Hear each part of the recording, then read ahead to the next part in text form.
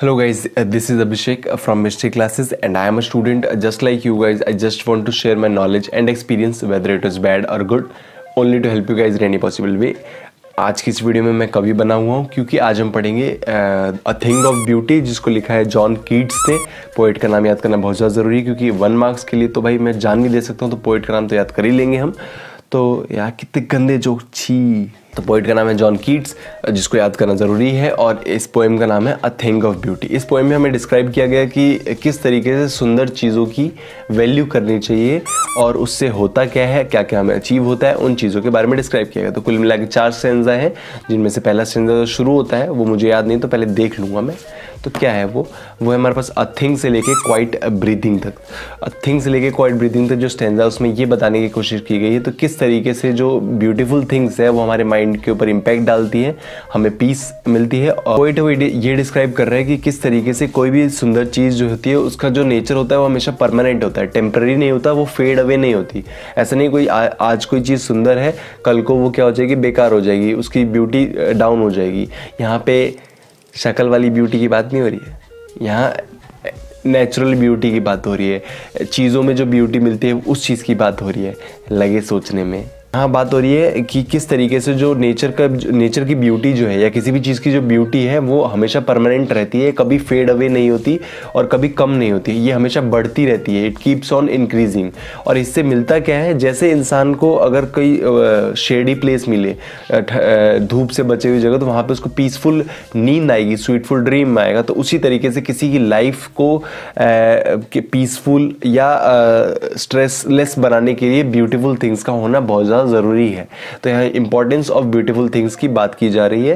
देख रहे हो कि तुम्हारा भाई इतनी गहराई में समझाता है कि हर चीज़ समझ आती है। इससे होगा क्या कि हमारा बॉडी और माइंड या होगा हेल्दी होगा और हम चीज़ों को और अच्छे से समझने की कोशिश कर सकते हैं। किससे? ब्यूटीफुल थिंग्स को देख के, उनको फील करके, उनको एक्सपीरियंस करके। ठीक है, जो ब्यूटीफुल चीज़ें हम देखते हैं वो हमारे दिमाग में हमेशा के लिए स्टोर हो जाती है, वो कभी भी फेड अवे नहीं होती।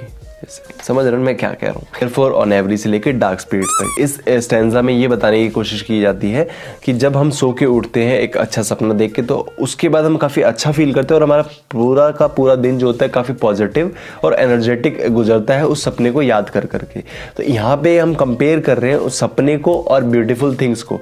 जैसे हम अपनी लाइफ को क्या सड़ा लेते हैं, गला लेते हैं, ऐसी चीज़ें करने के चक्कर में जो गलत होती हैं, जो पाथ सही नहीं होता, विक्ड पाथ होता है और गलत रास्ते पे चल के हम क्या करते हैं, अपनी लाइफ को सड़ा लेते हैं। उससे क्या होता है, हमें सैडनेस मिलती है, हम ग्रीफ में होते हैं। ग्रीफ मतलब क्या होता है यार? सारी चीज़ें जो हम अपनी लाइफ के साथ कांड जो कर देते हैं उन सब से बचने के लिए क्या मिलता है, नेचर में जो ब्यूटीफुल साइट्स है अगर हमको विजिट करते हैं, जो नेचर की ब्यूटी है वो हमारे ऊपर एक अच्छा इंपैक्ट डालती है और इन सब चीज़ों से हमें बाहर निकालने में हेल्प करती है। ये चीज़ डिस्क्राइब कर दी गई है सेकेंड पैराग्राफ में, सेकेंड स्टैंजा में। इसी के साथ तालियां। होप और ऑप्टिमिज्म की बरसात हो जाती है इन नेचुरल ब्यूटी को देखने के बाद इंसान के अंदर। तो ये लाइनें, ये वर्ड्स जो हैं कुछ याद रखा करो ताकि आपको हेल्प हो एग्जाम में, छापने में, लिखने में और मार्क्स गेन करने में। ठीक है, अब आगे बढ़ेंगे थर्ड पैराग्राफ की तरफ, थर्ड स्टैंजा की तरफ जो पोएम में है, जो कि मुझे फिर से याद नहीं है। Such the sun musk rose blooms, जो थर्ड स्टैंजा है उसमें पोइट अलग अलग चीज़ों को रेफ़र करता है कि ये चीज़ें जो है नेचर में ब्यूटी प्रोवाइड कराती हैं और जो एटर्नल जो है वर्ड याद रखना क्योंकि काम आएगा लिखने में, क्योंकि जो ब्यूटी है वो एटर्नल जो है कभी फेड अवे नहीं होती।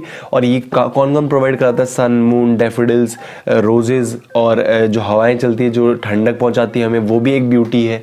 मतलब जो भी हमारे माइंड को पीसफुल बनाए वो एक ब्यूटी के फॉर्म में हमें दिखना चाहिए। ठीक है, यानी कि मैं भी तुम्हें अगर पीसफुल बना रहा हूँ तो इस हिसाब से मैं भी ब्यूटी के फॉर्म में दिखना चाहिए। तो ये सारे जो हमारे एटर्नल जॉय और ब्यूटी, जॉय और प्लेजर के क्या है, मीडियम है। मतलब मीडियम जो ऐसी चीज़ें हैं जो हमें जॉय और प्लेजर पहुंचाती है, इसलिए ये सारी चीज़ों को ब्यूटीफुल काउंट किया जाता है।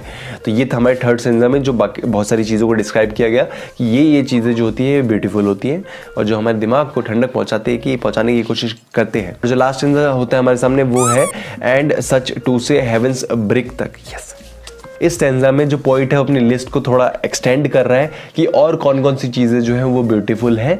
जैसे कि अगर हम कोई स्टोरी सुनते हैं, वो पोइट ये कहता है कि डेथ में भी क्या है, ब्यूटी है।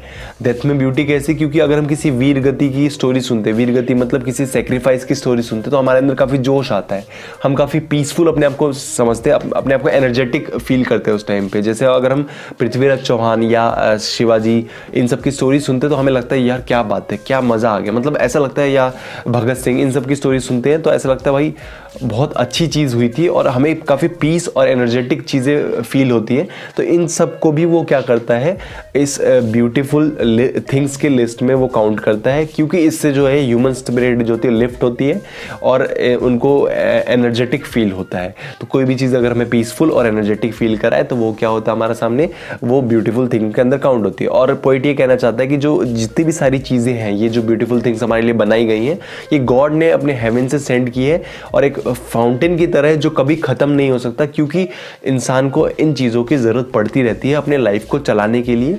क्योंकि इन चीज़ों के बिना लाइफ जो है काफ़ी डल हो जाएगी, हम एनर्जेटिक फील नहीं करेंगे और आगे अपने लाइफ को स्पेंड करने में दिक्कत आएगी। ठीक है, मतलब मर जाएंगे, सड़ जाएंगे, गल जाएंगे। तो इसी के साथ इस चैप्टर में था इतना ही, इस पोएम में था इतना ही। अगर आपको ये पोएम समझ आई हो तो मुझे नीचे कमेंट सेक्शन में बताओ कि हाँ भैया समझ आ गई। नहीं आए तो सॉरी, आई एम सॉरी, आप क्या कर सकते हैं। नहीं आए तो यार मैं तो अपना बेस्ट दे चुका हूँ।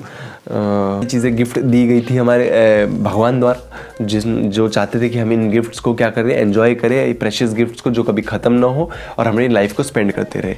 तो अब मिलेंगे नेक्स्ट वीडियो में, जो भी होगी जैसी भी होगी पढ़ लेंगे। और तब तक के लिए tata bye bye, take care, bye.